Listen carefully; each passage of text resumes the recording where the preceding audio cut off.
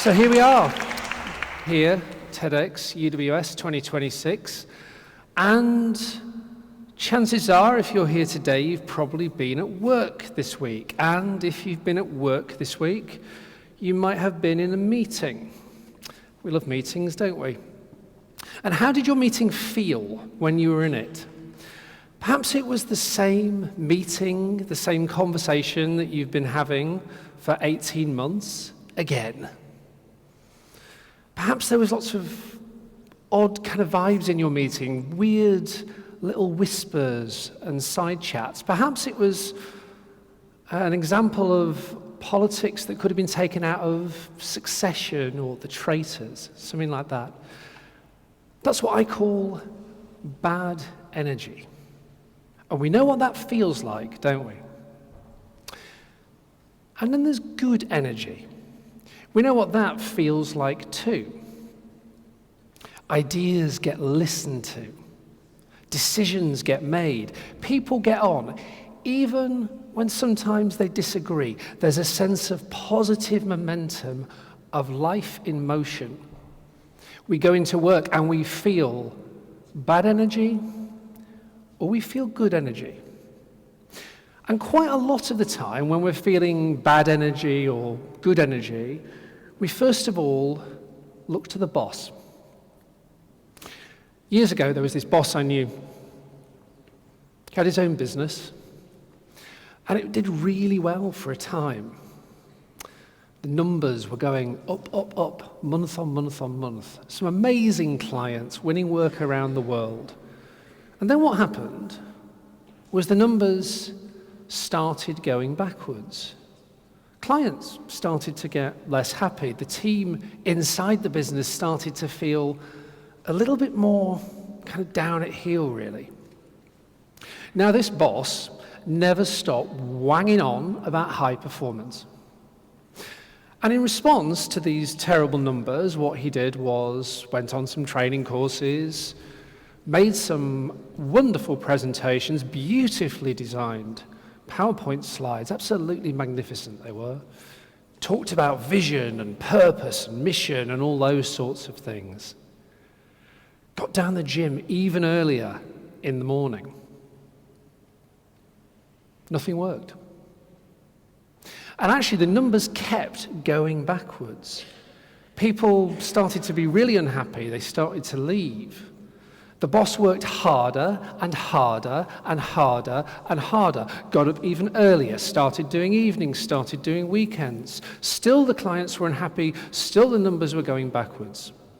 And this boss, in the end, he left the business he'd co-founded, and he lost everything. He lost his business, he lost his money, and he lost his mind. And now the reveal. That boss was me. And it took me years, and I mean years, to understand that I myself had made a huge contribution to those problems, and that I had been responsible, at least in part, for the bad energy that was swirling all around me.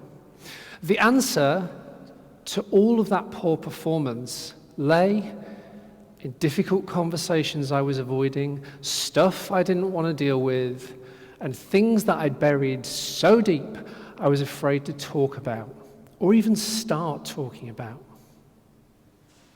But we don't like talking about that sort of stuff. I don't like talking about that sort of stuff, and we certainly don't like talking about it at work.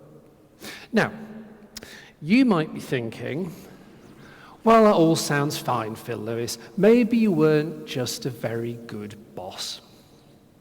Maybe you had all the leadership skills of a sat-nav in a cave. Maybe you didn't think smartly enough about what your team needed. Maybe you didn't work hard enough. Work hard enough.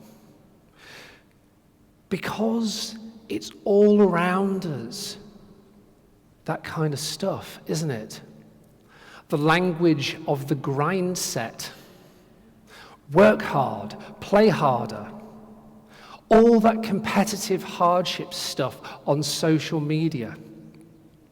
Silicon Valley wanging on about working 9-9-6. Have you come across this? Work 9 a.m. to 9 p.m. 6 days a week. And ideally do some positive affirmations before you start. I'm a tiger. I'm absolutely not a tiger. The language doesn't help either. The language of head count, capacity, bandwidth, optimization, human resources. This is the language of machines. And if you think about it, we often treat high-performing people at work like a high-output printer. We expect it just to keep output.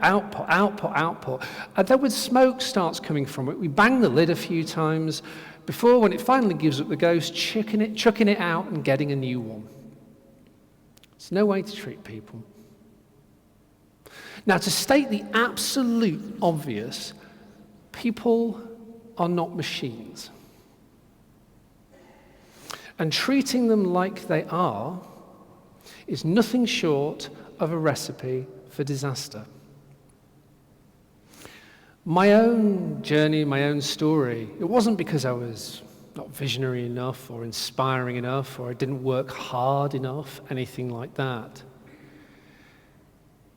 It was because I wasn't seeing what I needed to see about organizations. I needed to see about how energy in organizations gets created.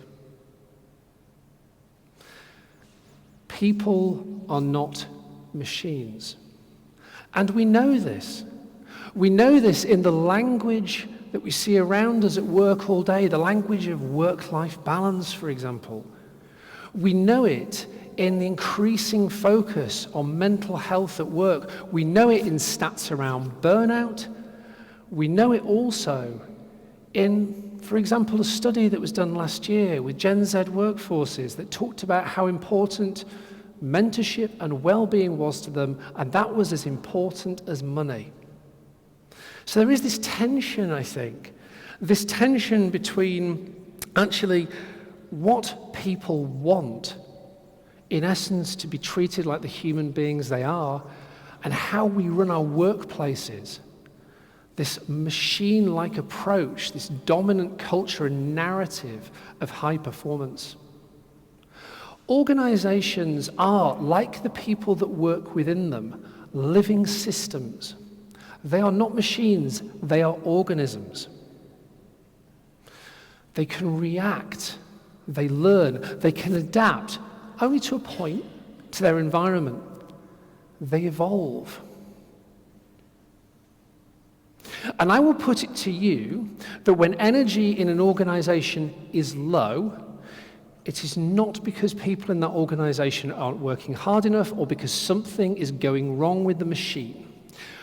When the energy in an organization is low, it is because that organization and its people have sustained an injury that hasn't had an opportunity to heal. Now, there are 3 types of injury I want to talk to you about today. They are the elephant, that big wrinkly thing that stands there in the room and no one wants to acknowledge. The hangover, all the things that we feel rotten about for days, weeks, months, even years afterwards. And the cupboard under the stairs. The stuff that we are too scared to even start talking about, so we just stuff it away, along with that really horrible porcelain figure that we got from Aunt Connie. So the elephant, as the name suggests, is the stuff that everybody knows is there, but nobody acknowledges. The consequences of not dealing with the elephants we encounter in our rooms at work can be absolutely vast. So a few years ago, I was coaching a CEO who'd had an issue with his lead operations guy, and this had been going on for 5 years. 5 years this conversation had not been happening. I invited him and I suggested that we spend some time totaling up between us the cost of him not having that conversation. We got to £12 million in 3 minutes. Stop, the CEO said. I get it, Phil. I'll talk to him. Then there's the hangover. That's the stuff that we can feel rotten about for days, weeks, months, years. Organisational restructures are an interesting example of this sometimes. I was sat with a group of leaders doing some coaching work last year and talking to them about some of the stuff I'm talking to you about here. And one of the leaders started talking about a recent redundancy process in her organisation.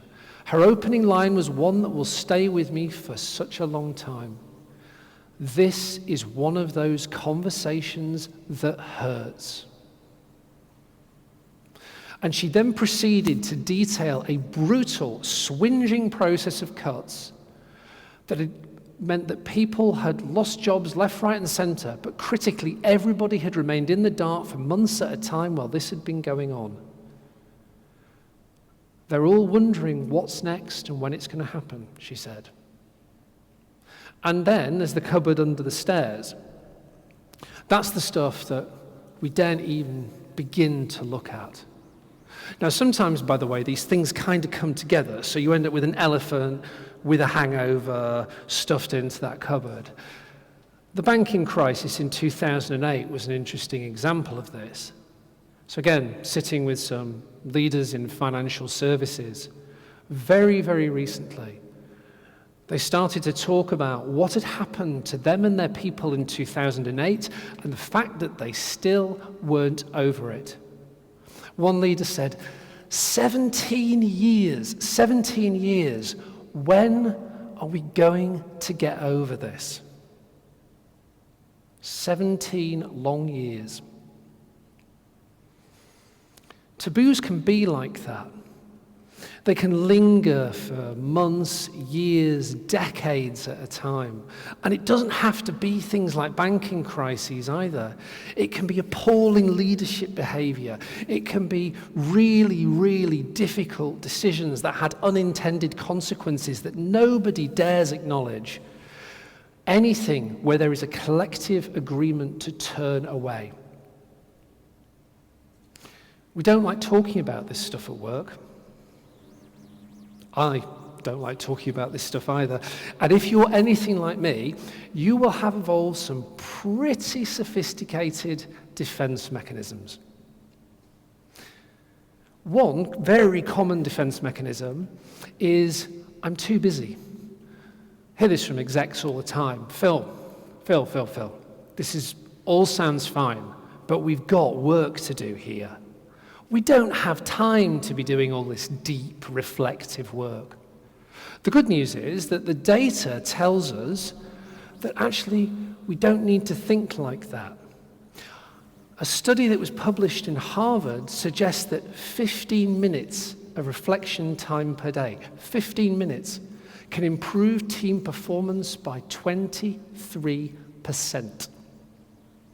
15 minutes a day. So, here would be my suggestion. At the end of every day, grab a piece of paper. 2 questions. Question number 1, what did I avoid today? Question number 2, what did we avoid today? We being the people around me, team, organisation. And over time, what you might start seeing is patterns. Patterns in yourself and patterns in the people around you. Those moments where it just becomes easier to play the game called tomorrow is another day. The problem with that way of thinking is this: human problems do not get better with age. When you start to understand the patterns, you can start to change those patterns. When you start to understand those patterns, you can start to shift that bad energy into good energy.